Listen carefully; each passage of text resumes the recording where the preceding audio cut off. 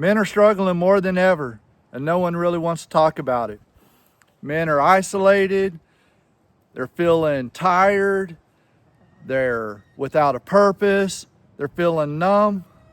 The world keeps telling men they're the problem, but I think men are the solution. Let's talk about this crisis and how you can fix yourself. A lot of it boils down to loneliness. Men start getting lonely. It affects their relationship with their wives, with their kids, their family, their friends. Loneliness is a big thing, especially when men don't have a purpose. When you don't have a purpose, you start reclusing in and just surrounding yourself in that loneliness and pulling away from folks. If you get a little bit of purpose, you figure out what your purpose is and you go towards it, then you start breaking that loneliness. That purpose gives you drive. That purpose helps reconnect with your family, with your wives, your kids, your brothers, your community. Purpose is important, but when it comes to purpose and it comes to loneliness, you got to think about your distractions. We're in a world that's filled with distractions. You got your smartphones with a lot of different apps. You get on them apps and you start doom scrolling. You start scrolling, the next thing you know, you're down a rabbit hole and you're on that phone for a long time. What you think is 5 minutes turns into 30 minutes, and that 30 minutes turns into an hour. And the next thing you know, you wasted all your time on a phone. There's a lot of distractions that we can get wrapped around out there instead of using our time constructively to do things that are going to benefit us, our families, our communities, and just our overall life. And then there's the attacks on masculinity as a whole. We're in a world where masculinity is labeled toxic, that men are bad, that men should not be masculine, they should be more feminine. And I don't believe that to be the case at all. I think men should be masculine. I think men should stand strong. Men should be pillars. So you got to kind of remove yourself and take yourself out of that echo chamber of where masculinity is toxic and it's not okay to be a man, because there's a lot of that going on in this world. And we're in a world where there's not a lot of role models for men. Men's friend groups, their mentors, their companions that they hang out with, that group is shrinking. And a lot of men don't have any of it. They don't have buddies. They don't have men they talk to at work. They don't have church groups that they can connect with other men. So they lose those role models that they could look up to, talk to, deal with problems with, and that's a problem. Men are hurting, and when men hurt, they fall. Their families fall. Their communities fall. Everything hurts. Here's why you must fix yourself first. No one's coming to save you. No one's coming to fix you, to build you up, to help you grow. You've got to figure out your growth, your purpose. You got to go out and seek your community. You got to go out and seek your mentors. But if you don't build and grow yourself, no one else is going to do it.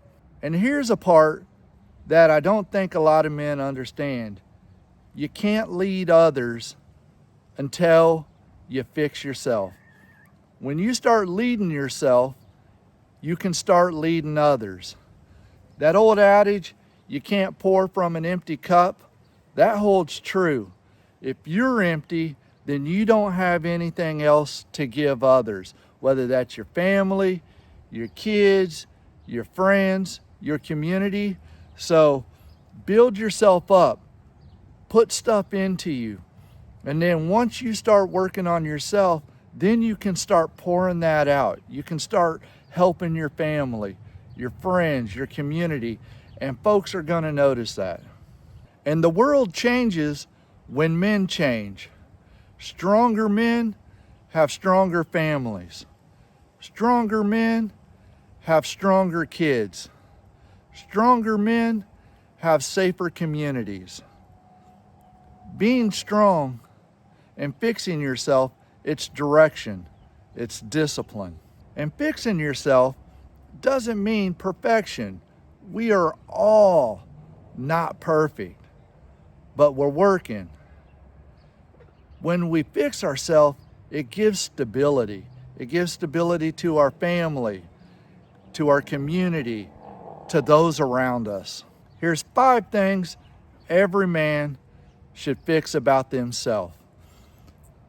The first thing, they got to fix their mind. And you might be thinking, how do I fix my mind? Reading is a great way to fix your mind. When you read, you're expanding your knowledge, you're gaining depth and understanding.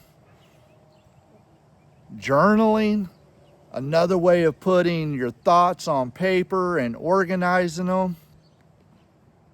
A super huge way to fix your mind is to pray. Have a conversation with the Lord.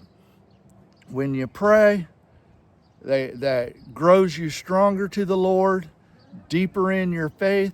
It's a great way to fix your mind. And by reading and journaling and having those conversations with God, it cuts out all that extra noise, all those outside distractions, and it helps tighten up your mind, your body, and your spirit. The second is to fix your body. That can be walking, going to the gym, eating cleaner, drinking more water, but you need to work on your body and get a little bit more fit and healthy. Working on your body should be your second discipline. The third should be fixing your purpose. You want to create a mission statement. You want to look at what type of man do I want to become? What type of man do I want to be? And then once you understand that, start working on goals. Those are goals for yourself, goals for your family, goals for your kids, goals for your community. You got to fix your purpose, and that purpose is going to give you drive and it's going to give you mission. The fourth, fix your relationships. Work to be more present with your wife or your girlfriend. Set boundaries for the toxic people that are around you.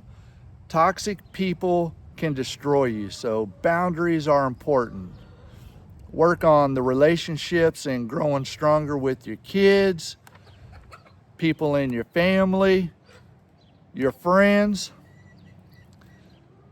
and forgive where you can forgive. Forgiveness is powerful with fixing relationships.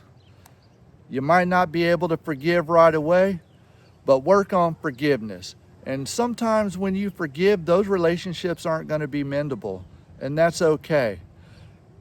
But when you forgive, you're creating closure on those relationships that can't be mended, and you're creating a foundation to grow those relationships that can, and you're setting your heart right. So the fourth, work on those relationships. And the fifth is work on your habits. Habits identify you. If you have bad habits, work on cutting those bad habits out. And identify good habits that strengthen you and work on bringing those into your life. But when you get away from the bad habits, bring in good habits, that's going to help solidify you as a man, and it's going to help identify you. So good habits, bring them into your life, bring them into your processes, and embrace them.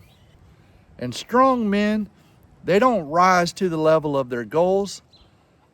They fall to the level of their habits. So creating good, strong habits is important as a man.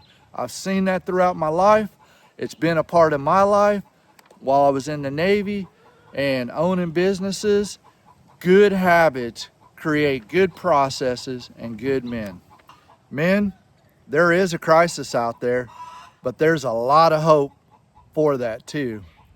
Fixing the world, it starts with fixing us. Good habits, good systems, fixing our mind, fixing our body, all of that ties into creating strong men. You don't have to do it perfectly. You just have to work on it with intention. The world needs strong men, honorable men, quiet men, and men of dedication.